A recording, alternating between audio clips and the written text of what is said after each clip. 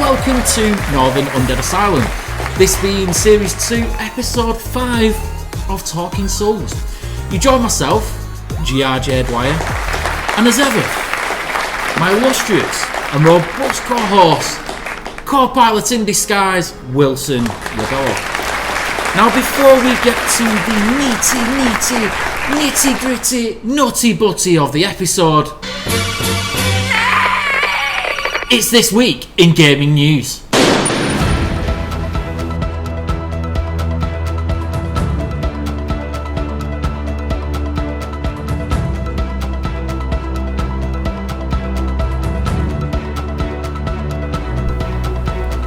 EA bosses are sitting down to discuss the fate of Anthem this week, leaving speculation the game will end up on the chopping block. That is one big pile of shit. E3 2021 has moved as a digital event this year due to the pandemic. Analysts believe viewership may be affected due to the target audience attending to more pressing matters. Online store Steam set records this week, announcing they had 26.4 million concurrent users. Another popular website believes they have 3 times that amount on a regular basis. Porno. That was This Week in Gaming News, and that hands the gavel over to me to ask you the question this week, Mr. GRJDwyer. What have you been playing this week? So, I have come to the end of my road with Mortal Shell. I don't think we need to go in depth about it because we do talk about that game quite a lot. But yeah, great game. A solid 8 out of 10 we discussed from both of us. Fantastic Souls-like, if only a little bit short. But I think Cold Symmetry have definitely got something there. I think they're a studio to really watch. I know they haven't brought out a DLC for Mortal Shell. Do you think there will be one? I don't think there will. I think they may just kind of leave this project as it is. It's good. It's for what it is. It's a, you can complete it in what 15 hours or something. But yeah, I think they may move on to bigger and better things. So, hopefully expand and put a proper full title out. I mean, it is a full title in it. I keep saying that, but Yeah, it feels like a I mean, it feels pretty similar to one of the bigger DLCs from like Dark Souls 3 or something. But no, great game, great graphics. If you've not picked it up, we would strongly advise you to, because if you're into those sort of games at all, it is definitely a world worth exploring. Anything else? Yeah, speaking of exploring worlds, I've gone back to 2014 and pulled Elite Dangerous out of the hat. Yeah, so it's. I think why I've kind of dropped this in there is that Elite and what they've done they basically released a base game that is very similar to sort of No Man's Sky, but I suppose it's not something to No Man's Sky. But basically, it's space exploration. Exploration is the key to the enjoyment. Yeah, but they sort of the procedurally generated universe and things like that are similar and present in both games. But they've gone on and exactly the same as No Man's Sky. They've developed the game and they've expanded it, and they keep going back and they keep working on it. And they are set to release an expansion called Odyssey, which I have personally waited for a very, very long time. Stunning looking game as it is. If you bring in sort of a first-person shooter or third-person perspective where you can kind of explore these magical worlds, it's something that I'm going to be spending a lot of time on. It is a game for those which have no life, and at the moment I have no life. So yeah, I've been fully getting into Elite Dangerous, and won't give a review score or anything, I don't think, until Odyssey comes out, because I think that's what people would be interested in. Has it has the development of Elite Dangerous rolled over? Because again, from 2014, I know Grand Theft Auto Online is still receiving updates now, and that's from 2013. Yeah. But Elite Dangerous, is that it's been receiving updates continuously? Yeah. So there's they keep, what they do is they don't just update the universe that you kind of procedurally generate yourself around. Yeah. They put in new mechanics. So the last update, which was Horizon, then you were allowed to sort of visit planet surfaces. Right. So you could, before you sort of scan planets from far away distance. You know what I mean? And it was all very well and good. You know, I mean, you had to totally be into sort of the mathematics of space exploration. But then with Horizon came a vehicle that you could kind of go on the terrain, and then Odyssey will take that further. And now there's characters, first person combat, online elements, and things like that. So it's you know, I've got a lot of time for those studios that consistently work on a title that knows obviously. Who's the developer? Frontier. Yeah, Frontier do it. Pretty much their sole project. Well, what a lot of their time goes into. Nice. Yeah. I like it. What about yourself? Well, good news, I suppose. I hit a home run and got myself my 6th platinum. You can see the small confetti. Yeah, 6th platinum in Ghost of Tsushima, which we have spoke about in this show. Told you a little bit about it. I think platinum in a game, you get the full gist of what a game can really offer, and there's just no point during that process that I ever wanted to put the controller down. It's just every part of it is worth consuming. So if you're ever oohing and ahhing about picking up Ghost of Tsushima and you're really into probably the most stunning open world you can knock yourself about in. Combat's great. There's even down to like they've got sword kits rather than having different weapons. Right. You have sword kits and you don't have an extensive amount of armours. There's probably only about 14 or 15 armours. But there's slight editings that you can do to it. And I think that you know, like, I think the Bloodborne approach, where they kind of had less weapons and less things, it kind of felt a little bit more accessible. Dark Souls, sometimes, you know, I go out looking like a drag queen. No, absolutely, no disrespect to drag queens, but you know, it's very, there's so much in it. It's almost like it can almost get a bit ridiculous. But I think if you really concentrate, you get familiar with weapons and you get to kind of know them. Similar in Mortal Shell, you know, you kind of will have a few variants. I suppose you can say that. So like, they have the system is a charm system with different armours that have different abilities, and that's how your gameplay can change slightly. If you want it to be a little bit more sneaky, like a bit more stealthy, or you want it to be an ultimate samurai who just chops people in half. Absolutely amazing game, and the exploration, there's that many collectibles and points of interest to see. It is quite an easy platinum because it makes it easy for you.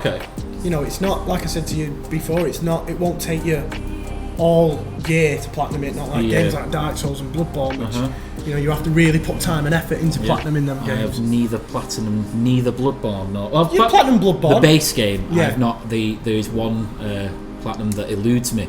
And that's the one. What's it called? Rakuyo. Kangaroo blade. Rakuyo. Yes, Rakuyo blade. The two shark heads. That dwells in the well with the two shark heads. Buggers. And I think a part of me doesn't want to get it, because then I would say goodbye to that game. Some part of me. It's like, you know, like Rakuyo. Like leaving your underpants at a lucky girlfriend's house. Oh, sorry, I left my underpants. I must return. I got a quick funny story here. Go on.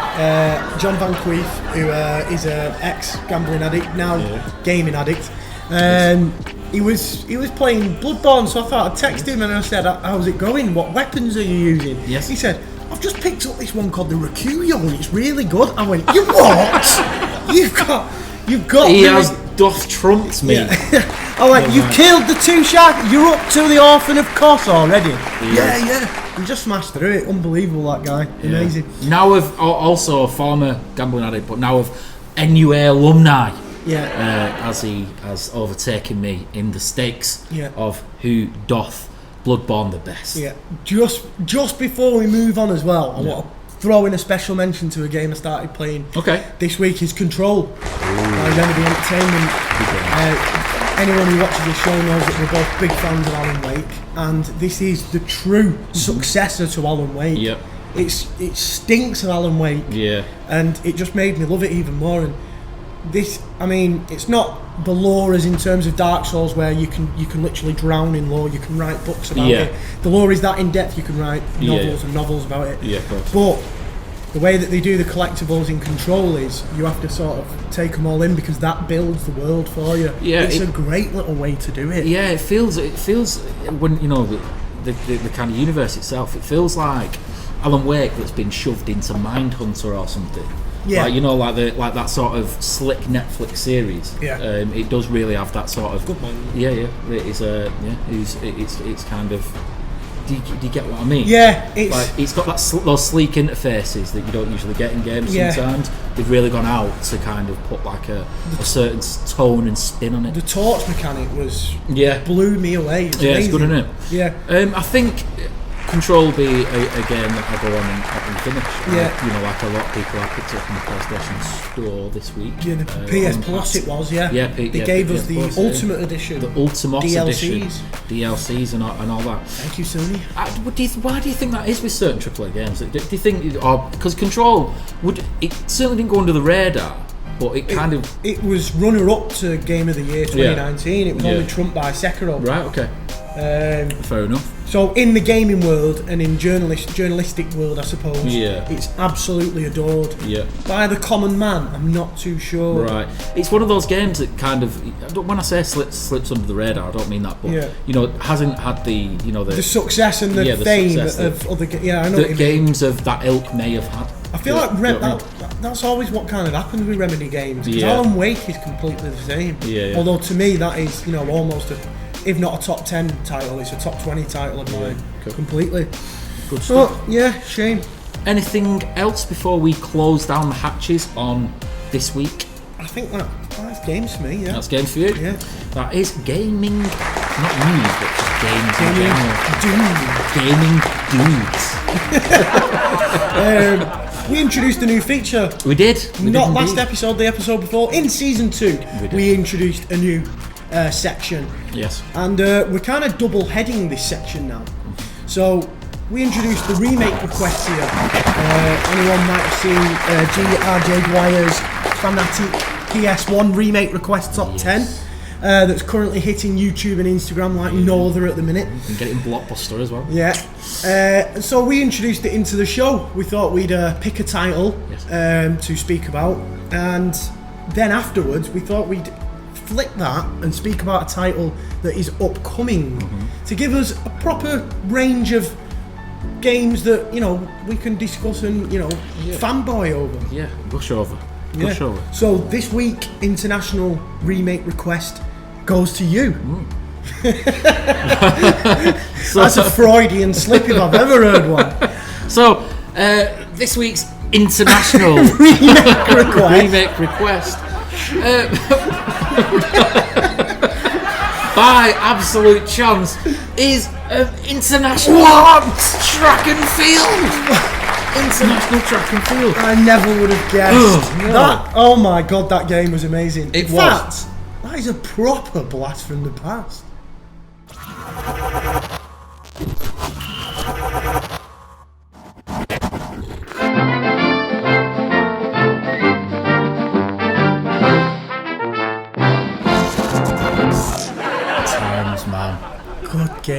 Good game. Tell us about it.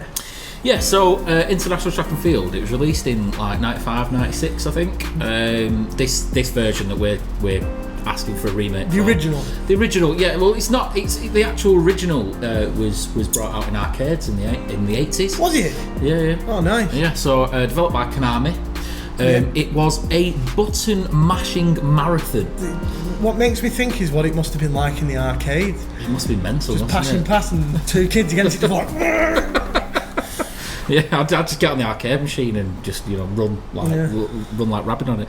Yeah, but it was like, for me, it was one of the first real. I mean, you had PES, which was great for you and your friends and everything. Another Konami game that I hold dear to my heart. So many hours. PES is Konami, no way. Yeah, PES is Konami. Yeah, and. International track and field, you get like 5, 6, 7, as many mates as you could, all winner stays on. It was an athletic game that was just literally circle and X, circle and X, circle and X, and everyone had a different method of how was best was to circle and X. When nobody was there, rubbers are wrong. No, that's all wrong. That not wrong as in wrong. Yeah, you're just wrong doing a rubbing method. Well, I obviously went bareback, so I 2 fingers. Two finger rub. Yeah, 2 finger rub. 3 fingers if we were doing the javelin. I locked the controller in between my legs and basically played the drums. It was brilliant. There was all sorts of little hidden extras in there, like some really nice touches where if you threw the javelin at a certain speed and a certain height, you could basically bring the UFO down and like. What? I don't remember this. It's like a secret thing. If you go back to like an edition of Games Master, which was what we aspire to be. Yeah. News of that actually is that it's coming back to E4. So look out for that. But yeah, it was they did have all these secrets on Games Master, and one of them was that you could bring down an alien spaceship. You throw a Steve Backley at to the sky. Yeah. But yes, that is remake request for me. Yeah, that's brilliant. I would truly take that in a heartbeat. Yeah. I think there's so many games, sort of sporting simulators that are they try to be more realistic. Yeah. They become further and further away from just being a game. Do you know what I mean? Yeah. And this was a competitive, pure game. I don't know how latency would work, but it was. Do Konami still own the rights to it? Yeah, I think they do. I mean, they are dishing all the games out at the minute. Yeah, hopefully someone picks this up. Yeah. And gets it out. They are dishing all the games out. So yeah, I do believe that Konami still own the rights. Nice. And Give it up, Konami. Give it up, Konami. Just bring our man back and get another Metal Gear out, because that last effort was a bit of a joke. Never mind. You got anything to throw in yourself, or are we leaving it at 1 game this week and 1 game only? We'll leave it at 1 because this is the introduction of our new double header. Okay. So rather than a remake request, we'll discuss an upcoming game that I feel like we'll both be excited about. And I thought I'd bring one to the table today, knowing full well that we've both played this game and we both hold it quite dearly. BioWare, and EA, and Abstraction and Blind Squirrel Games have all announced the Mass Effect Legendary Edition at some point later on, maybe early this year it was. And so the stocks go up. What do you think? I'm hyped to those people that are yet to go on Shepard's journey with him from Mass Effect 1. Fresh players, you mean? Yeah, if you've not played Mass Effect before, I think this is a perfect time to kind of jump in. For me, I put a lot of time and a lot of effort into those games. Right. And seeing as there is no additional extras, there's actually less. Yeah, there's actually less. There's less ass. Yeah, so the Ass Effect series is coming back. It's coming back to our shows. Yeah. I loved it first time around. Mass Effect 1 and 2 were absolutely superb. I did visit Andromeda, and I was very sensibly played it quite a long time after release because it had a bumpy rollout, but Andromeda I really liked as well. I think for people that do want to get into the Mass Effect series, I think it's certainly don't start at Andromeda, go back to 1 and play those on the Legendary Edition. Stock market crash. Let's get some cash in from EA and BioWare. This is a big game for me, right? Because Mass Effect. I've never played 3. Okay. I don't know why I never played 3. Right. I think because of the very different views that a lot of people said. Right. Some people said it's great. It's very, No, for me, it's I think if you go comparable, it's comparable. Look at the Fallout series. Yeah. So 1 and 2 absolutely loved by many. 3 and New Vegas kind of divided a few people. I thought New Vegas was the one for people. That's the one that everyone's modded. Right. It's the one that people have heavily modded. But yeah, it's a similar sort of story sort of thing. I think do you pick up the Fallout series at 4? Fallout 4 is a good game, but to really experience the game and the progression and the way it's gone through, start at 1. You know what I mean? Those series, those big series that have rooted themselves by going through each generation quite well. I think the BioShock games sum that up perfectly.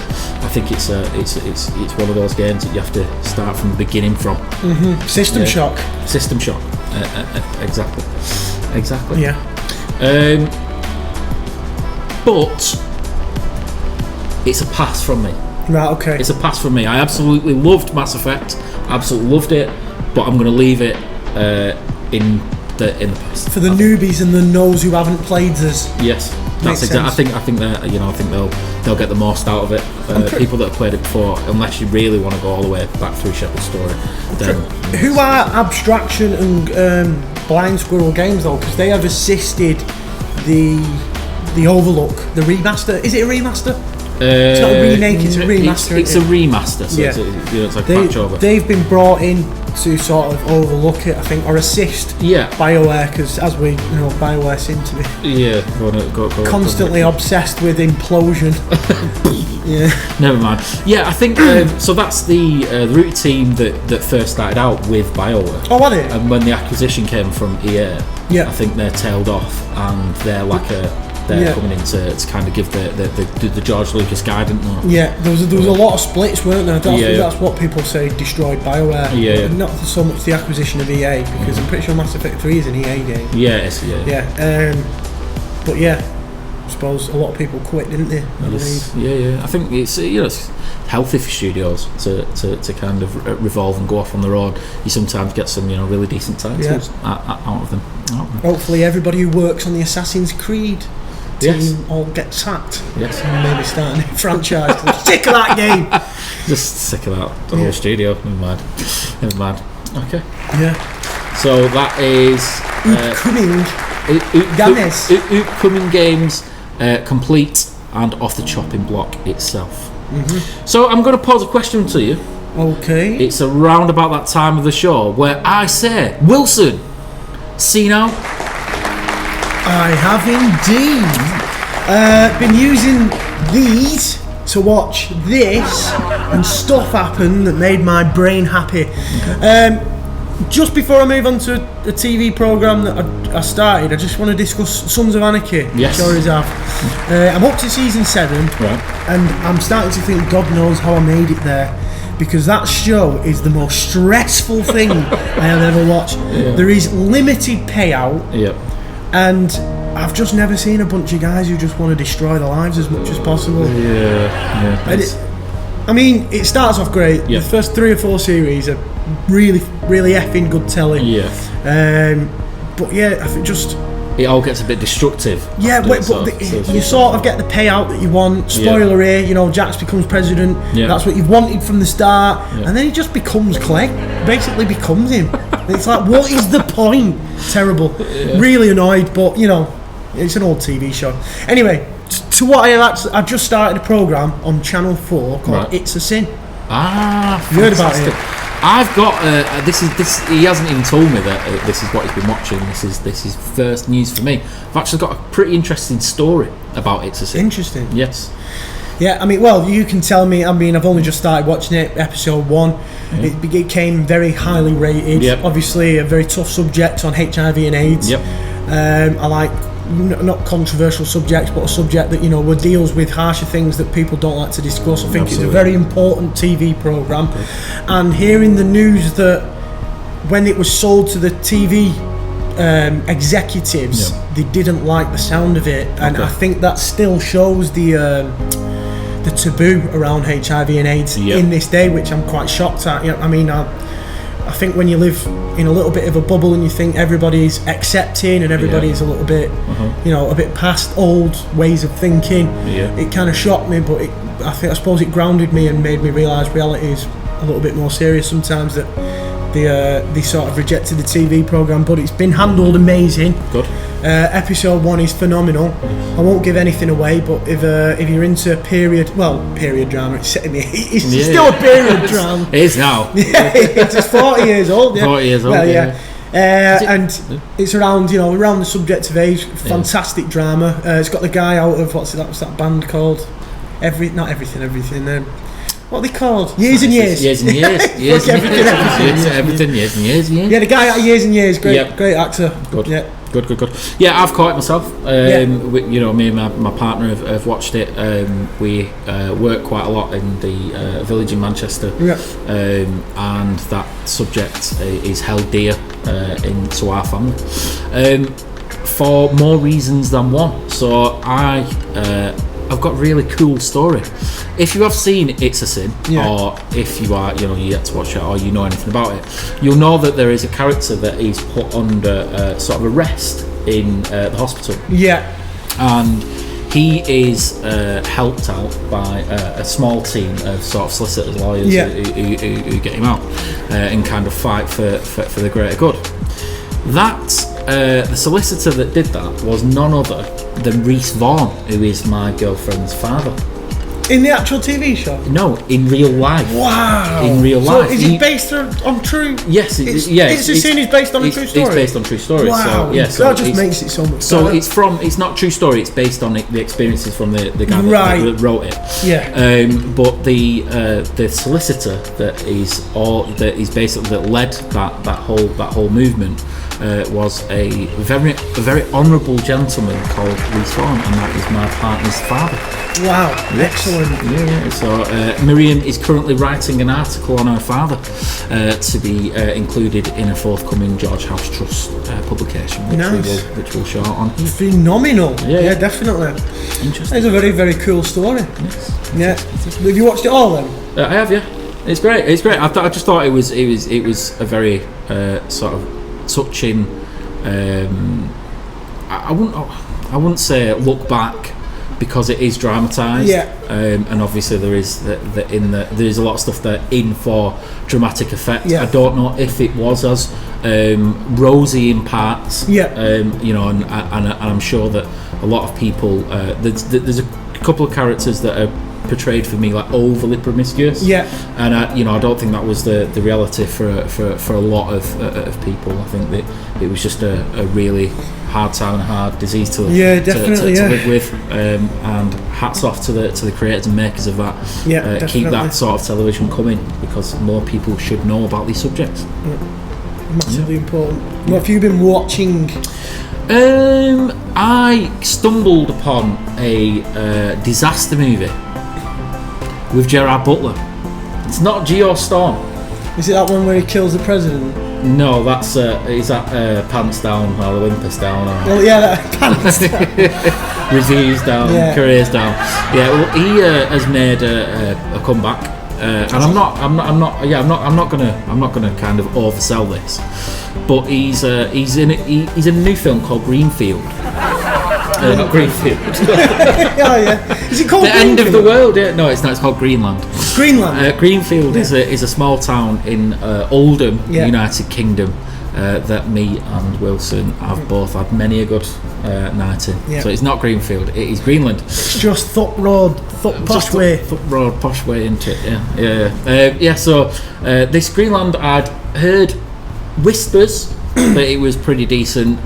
Decided to skip some of the reviews and have a proper look at it myself. It is a disaster movie with a heart. It is pleasantly very, very good. Right. It's quite a weighty film. A good disaster movie. Yeah, it's joyous, fun disaster movie. It's a good old romp on a Sunday evening during the pandemic. It's a very grounded disaster movie that I think a lot of people will appreciate. It's got a lot of heart. You unapologetically care a lot about the people that this is about, including Gerard Butler, who plays well. What's the basic premise? It is an asteroid hurtling towards Earth. Excellent. Which is usually, a pile of steaming shit hurtling towards Earth, but it kind of is the background. It's, you know, I don't know if you've seen Armageddon. Armageddon definitely isn't the background, is it? Yeah. The only thing that's in the background is a shitload of fucking green screen. Or the Michael Bay films. Yeah, Michael Bay films. Yeah. It's a film that kind of wears its heart on its sleeve, and the reason that I picked it is because we touched on The Last of Us last week, and I'm now by no means saying that this still has the same gravitas, but it feels very much in that universe. Right. Okay. And I think they would do very, very well if they, when they go ahead with the Last of Us TV series. Yes. I'm sure Neil Druckmann has it absolutely on lockdown, but this is the kind of sort of feeling that I'd like to have when I sit down and watch The Last of Us for the first time. Does Druckmann, just sorry to go off subject, does Druckmann have involvement in the TV show? He does, yeah. That puts me at ease. Yeah, he does. Neil Druckmann does have involvement in the upcoming Last of Us TV show. Hopefully none of the reviewers and sadists from last time will have involvement in the rollout of that show. So I'd just cool. That there. And also I'd like to. I'm actually gonna bring this one in as well, to be honest. I watched a bit of a series that I used to really enjoy called Battlestar Galactica, which I mentioned last week, and I went back and watched the 10-part prequel to that, which was called Blood and Chrome. Now, I say this because I don't know if you know who the composer was for John Williams. No, he does do a lot of space sagas, but it's your man that did God of War. Oh, is it? Right, so Bear McCreary is like a sort of metal legend / composer that does all the really big Nordic, death metal sort of movies. And he's going to be doing the new Masters of the Universe TV series that Kevin Smith is bringing to the table. No, he's not. So Bear has literally done the composition for a lot of my favourite pieces and box sets and things that I've watched over the years, and I thought about a little segment in the show. Okay, and I think I will go into. In fact, I'll do a video on Bear, and I'll kind of talk all about him and give credence and justice to this award that I'm about to give him. Bear, I would like to induct you into the NUA Hall of Fame. Bear McCreary, I will be sending your award in the post. In turn, would you like to send me a cold hard rock riff? I hope one day that is a pub quiz question. Yeah. Who was the first person inducted into the Northern Undead Asylum Hall of Fame in 2021? It was Bear McCreary. Bear McCreary, that's your answer, folks. Yeah. So look out for the new Master of the Universe series that's coming to Netflix, because I think that is really good. By Kevin Smith, sounds great. It does. But yourself? I've done TV, haven't I? You have? Indeed. Yeah. Indeed. So we move on to the next part of the show. Yeah. Wilson, would you like to introduce us? Is this one episode or two we've featured our new title?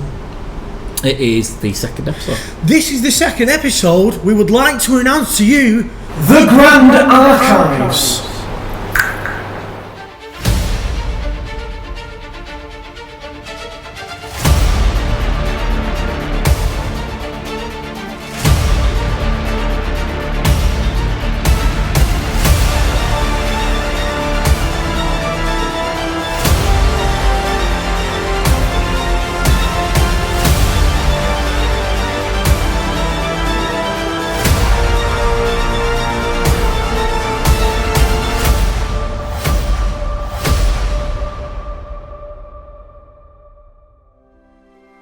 The Grand Archives is here for us to cover books, comics, or anything with pages and words on that we thought we could discuss. That could include scripts, it could include online seminars, it could include scribbles. Daniel Johnston, an amazing singer-songwriter who recently passed away, his drawings are incredible. We could easily talk about that and put it into the Grand Archives. Think of it as a positive Room 101 that we put things in. Yes. So this week, I believe you're going to be putting something into the Grand Archives. Would you like to tell the folks?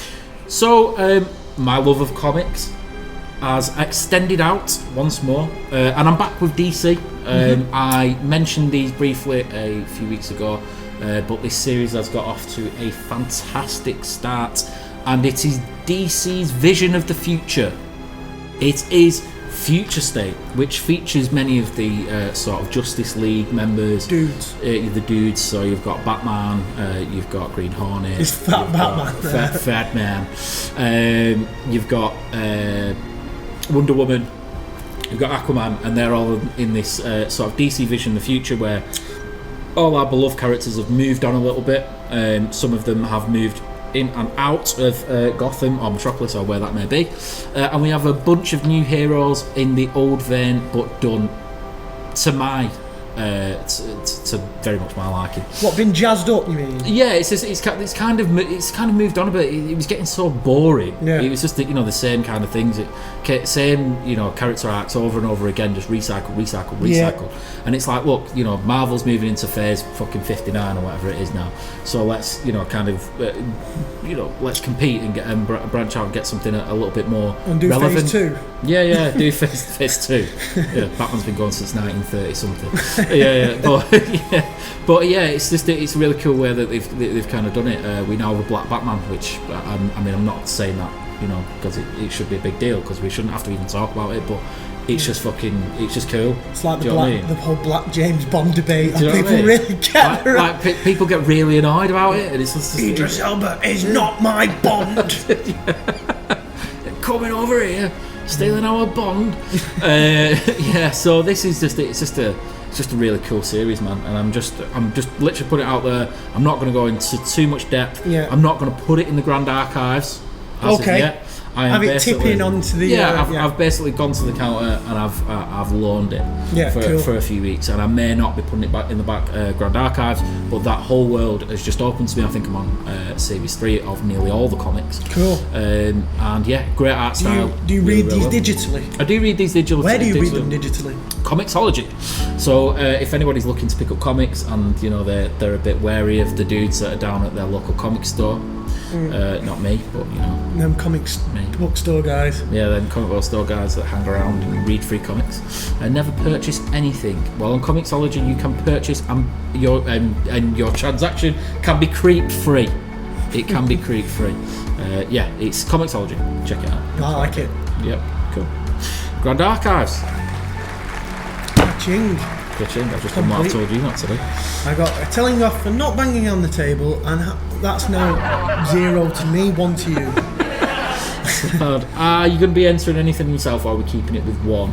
We'll keep it at 1. Okay. I've not really given it much thought, because I thought we'd introduce a more style that we would, bring something that we could put in the Grand Archives, and then by the end of Talking Souls Series 21, we could have a look back at all the things that we've put into the Grand Archives.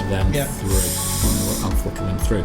So, just to let you all know, before we sign off for this week's Northern Undead Asylum, we are going to be working on some series of videos that will make things a little bit more accessible, a little bit like the Grand Archives. We'll be doing sort of episodic entries into Northern Undead Asylum. Obviously we'll still be getting our weekly show, but we'll be doing a couple of top 10s. We'll be doing we'll be doing some streams, but a little bit differently to how you're probably used to them. A little bit more of a sort of show element to them. And just keep checking back for more news on NUA. Keep it real. Keep it, and never forget, and you are a legend. You are a legend. Bear McCready. Is it Bear McCready?